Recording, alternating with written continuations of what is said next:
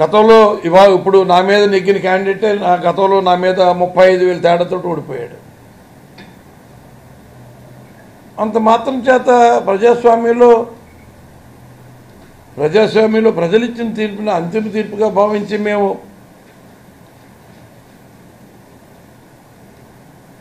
చాలా హుందాగా ప్రజల తీర్పుని స్వీకరించాం. మళ్ళీ ప్రజల కోసం పునరంకితం అవుదాం అనుకున్నాం. మళ్ళీ మనం చేయవలసిన బాధ్యత మనం చేయాలనుకున్నాం. ముఖ్యమంత్రి గారు మా నాయకుడు, మా పార్టీ నాయకుడు గత వారం రోజుల నుంచి ఆయన ఆలోచనలు కానీ, నిన్నటి రోజున మొన్న ఎమ్మెల్సీలకు కానీ, నిన్న ఎంపీలకు కానీ ఆయన ఇచ్చిన సందేశాల్లో కూడా ప్రజా సమస్యల మీద మనం నిరంతర పోరాటం చేస్తూనే ఉంటాం. ప్రజల కోసం మనం నిలబడే ఉండాలి. ప్రజలకు న్యాయం జరిపించడానికి ఎంత కష్టమైనా వెనకాడకుండా మనం ముందుకెళ్ళాలి అని ఆయన ఇచ్చే ఆదేశాలన్నీ కూడా శిరసావహించాలని మేము చిత్తశుద్ధితున్నాం.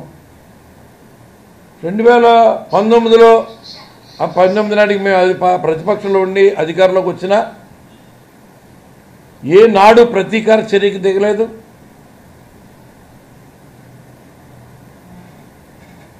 ఎవరి మీద దాడులు చేయలేదు, ఎక్కడ ఆస్తులు ధ్వంసం చేయలేదు. ఇవాళ మరి మన తాడేపల్లిగూడెం నియోజకవర్గంలోనే ఒక మాధవరం గ్రామంలో ఒక రైతు, చిన్నకారు రైతు జీవనోపాధి కోసం 15 గేదెల్ని కొనుక్కుని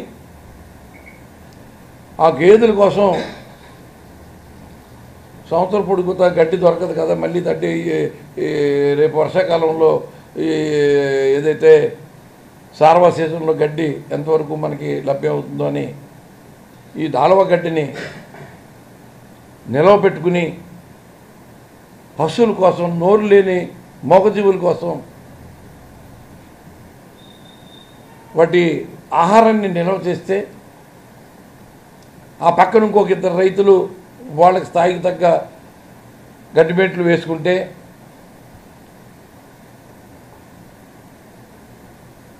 జనసేనకు సంబంధించిన 3 కార్యకర్తలు రాత్రి 12:30కి పెట్రోల్ డబ్బాలతోటి ఆ గడ్డిమెట్టు చుట్టూ పెట్రోల్ పోసేసి అంటించేసి బయటకు వస్తున్న విషయం అక్కడున్న కామాక్షమ్మ ఆలయంలో ఉన్న సీసీ కెమెరాని డిస్కనెక్ట్ చేసి ఈ కార్యక్రమం చేశారు. వాళ్ళకి తెలియకుండానే ఆ పక్కింట్లో ఉన్న ఒక సీసీ కెమెరాలో వీళ్ళ రావటం, వీళ్ళ పెట్రోల్ డబ్బాలతోటి పెట్రోల్ పోయటం, అంటించడం, మంట వచ్చి ఎలుగులో వీళ్ళందరూ కూడా పడటం, దాని ఫుటేజ్ కూడా మేము సేకరించడం అన్నీ కూడా జరిగినాయి. ఆ తర్వాత జగన్నాథపురంలో ప్రజలకి మంచి పరిపాలన అందాలి, ఊరు దాటకుండానే వాళ్ళకి న్యాయం జరగాలని సచివాలయాలు నిర్మాణం చేశాం, రైతు భరోసా కేంద్రం కట్టాం, గ్రామ హెల్త్ క్లినిక్ని ఏర్పాటు చేసాం, డిజిటల్ లైబ్రరీలు ఏర్పాటు చేస్తున్నాం. ఒకే క్యాంపస్లో కాంపౌండ్లో అన్ని సమగ్రమైన ఒక వ్యవస్థను అక్కడ ఏర్పాటు చేస్తే అది పట్టలేక అక్కడున్న శిలాఫలకాలన్నీ కూడా పగలగొడితే అక్కడున్న సీసీ కెమెరాలో ఫుటేజ్ అన్నీ కూడా సేకరించడం జరిగింది. జగ్గన్నపేటలో ప్రమాణ స్వీకారం చేసిన రోజున విచ్చలవిడిగా మీరు ఆహాకారాలు, వైఎస్ఆర్ కాంగ్రెస్ పార్టీ కార్యకర్తల ఇంటి ముందు మీరు చేసిన విధ్వంసాలు, విన్యాసాలు ఎన్ని కోతిగంతలు వేసినా మా వాళ్ళ సంయమనంతో పని ఏదో వాళ్ళు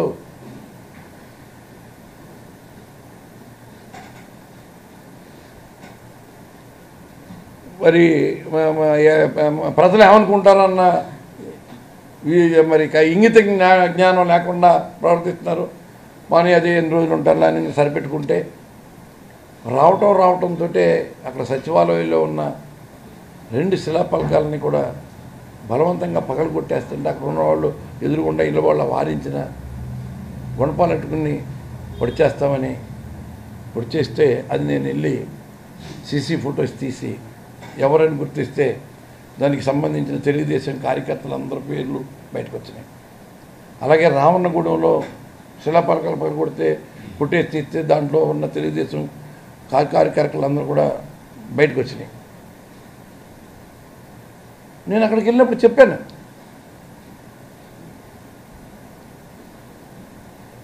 ఇది ప్రభుత్వ ఆస్తులు, ప్రజల ఆస్తులు.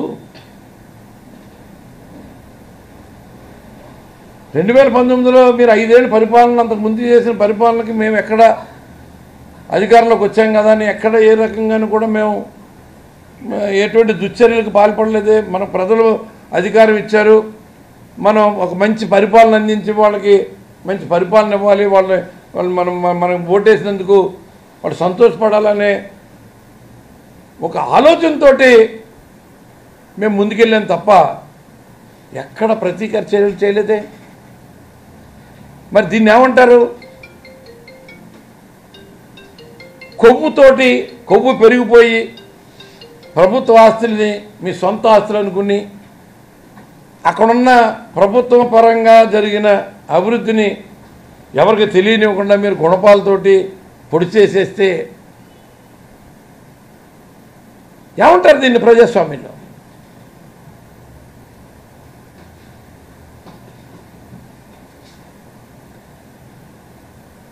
ఇవాళ జగన్మోహన్ రెడ్డి గారు ఇంత మంచి పరిపాలన అందించినా ప్రజలు ఏ రకంగా ప్రలోభపడ్డారన్న దానికి ఆలోచించినట్లయితే ఆయన ఒకటే ఆయన చెప్పేది ఏమిటంటే, మనం ఏదైనా ఒక మాట ఇచ్చామంటే నిలబెట్టుకునే తత్వం మనది, అది కొనసాగించాలి. అది దృష్టిలో పెట్టుకుని మన మేనిఫెస్టో తయారు చేసి, మన మేనిఫెస్టో అన్నది మన టేబుల్ మీద ప్రతి ఆఫీసర్ టేబుల్ మీద ఉండేలాగా చేయాలి. అది మన బైబిల్ ఖురాన్ తోటి భగవద్గీతతో సమానం. ఆ రకమైన మేనిఫెస్టో తయారు చేయలేని ఆయన ఆచితూచి అడుగులేసిన సందర్భం. అందుకే మన రాష్ట్ర ఆదాయాన్ని ఖర్చుని దృష్టిలో పెట్టుకుని ఈ 5 ఏళ్ళలో రాష్ట్రం అన్ని రకాలుగా అభివృద్ధి చెందడానికి ఎంతైతే 2 సంవత్సరాలు కరోనా సమయంలో ఎంతైతే ఆర్థికంగా నష్టపోయామో ఆ నష్టం ఇప్పుడు ఉండదు. కాబట్టి ఆ 50, 60, 70 కోట్లు, 80 కోట్లు, 1,00,000 కోట్లు నష్టపోయిన 2 సంవత్సరాలు నష్టపోయిన ఆ అమౌంట్ ఇవాళ రాష్ట్ర అభివృద్ధి కార్యక్రమాల్లోనూ రోడ్లు ఇతర నిర్మాణానికి మనం ఉపయోగించి 5 ఏళ్ళలో బ్రహ్మాండమైన పరిపాలన అందించవచ్చని ముఖ్యమంత్రి గారు భావించి చెప్తూ ఉంటే, మిడిమిడి జ్ఞానంతో ఉన్న ఇక్కడున్న ఒక కౌన్సిలర్ అవ్వాలంటే ఒక నాయకుడి సాయం లేకపోతే జన్మలో కౌన్సిలర్ అవ్వలేని పరిస్థితిలో ఉన్న వ్యక్తులు స్థాయి మర్చిపోయి స్థాయికి మించి మాట్లాడి జబ్బలు చచ్చుకుంటున్నట్టుగా కనపడుతున్నారు.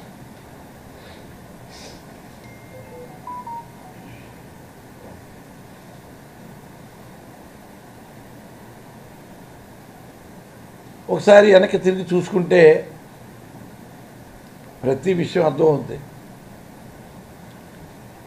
నేను మంత్రి హోదాలో ఇంకా మీ బుర్రకి ఆ స్థాయికి మీరు రాలేకపోవచ్చు. నేను ఎమ్మెల్యే గతంలోనే చేశాను, ఇప్పుడు చేశాను. ఎమ్మెల్యే నుంచి ఒకసారి మంత్రి అయితే మంత్రి స్థాయికి చేరామన్న ఒక సంతృప్తి, ఒక అల్టిమేట్ గోల్ కింద భావిస్తాం ఎవరైనా. అటువంటిది మా నాయకుడు ఆశీస్సులతోటి ఆ భగవంతుడి అనుగ్రహంతో నేను ఉప ముఖ్యమంత్రి స్థాయికి ఎదిగాను, ఉప ముఖ్యమంత్రి పదవి చేశాను. చరిత్ర పుటల్లో నా పేరు ఉప ముఖ్యమంత్రిగా ఫలానా సంవత్సరం నుంచి ఫలానా సంవత్సరంలో ఈ ఆంధ్రప్రదేశ్ రాష్ట్రానికి పనిచేశారన్నది నా పేరు చిరస్థాయిగా ఉండిపోద్ది. రాజకీయాల్లో గెలుస్తాం ఓడతాం, రాజకీయాల్లో ప్రజల కోసం నిలబడిన వాళ్ళం. నేను 7 సార్లు పోటీ చేశాను చెప్తున్నారు, కరెక్టే. 2 సార్లు నెగ్గానని చెప్పారు, కరెక్టే.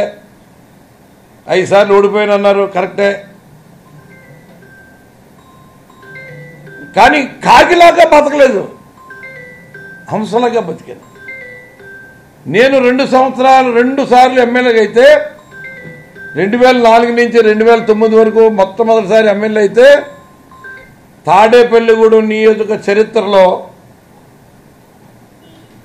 కొట్టు సత్యనారాయణకి ముందు, కొట్టు సత్యనారాయణ గారి తర్వాత అన్న తీరులో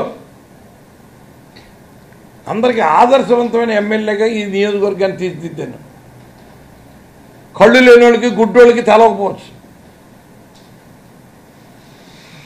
మళ్ళీ 2వసారి ఎమ్మెల్యే అయితే గత ప్రభుత్వంలో ఎంత అన్యాయం జరిగిందో, ఎంత దుర్మార్గం జరిగిందో, ఎంత దోపిడీ జరిగిందో దానికి విరుద్ధంగా ప్రతి గ్రామాన్ని అభివృద్ధి పదంలో నడిపించేలాగా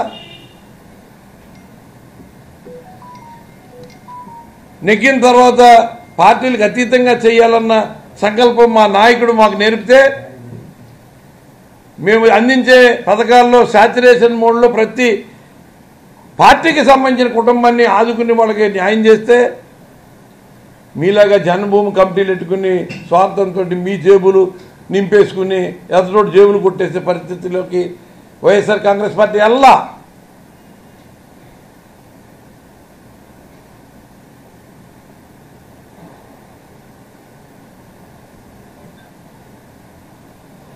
మీ గ్రామని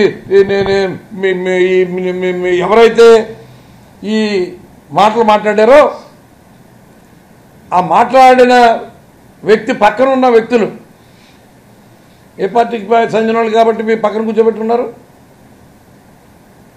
వాళ్ళ గౌరవంగా నా దగ్గరకు వచ్చి మా గ్రామంలో మా కులానికి కులదేవతగా మేము కొలుసుకుంటాం, ఒక గౌరమ్మ దేవి ఆలయాన్ని నిర్మాణం చేసుకుంటున్నామని అక్కడ అందరూ కులానికి సంబంధించిన పెద్దలందరూ కూడా నా దగ్గరికి అన్ని పార్టీల వాళ్ళు, మా పార్టీ వాళ్ళు కూడా వస్తే ఎంతో గౌరవించాను, ఎంతో మర్యాద ఇచ్చాను. వాళ్ళ కోరికలు నెరవేర్చగలిగే స్థితిలో నేను ఉన్నాను అని ఒకసారి కాదు, 2 సార్లు కాదు, 3 సార్లు వస్తే 3 సార్లు వాళ్ళు ఊహించని విధంగా న్యాయం చేసి వాళ్ళు ఇస్తారనుకుని రాలా.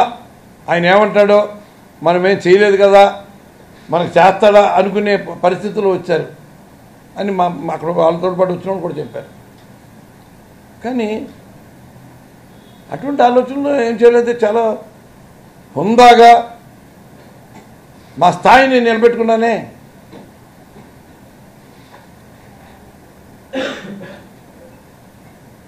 నీలాంటి స్థాయి తక్కువలతోటి నేను మాట్లాడడం కూడా కరెక్ట్ కాదు, అదే చెప్పాను. అయినప్పటికీ కూడా నువ్వు గత ప్రభుత్వాన్ని నీకు మిడిమిడి జ్ఞానంతో నువ్వు చేసిన విమర్శలకి సమాధానం చెప్పాలని ఈ రకమైన సమాధానం చెప్తున్నాను. నువ్వు మాట్లాడిన మిగిలిన విషయాలకి మా పార్టీ నాయకులు మాట్లాడతారు.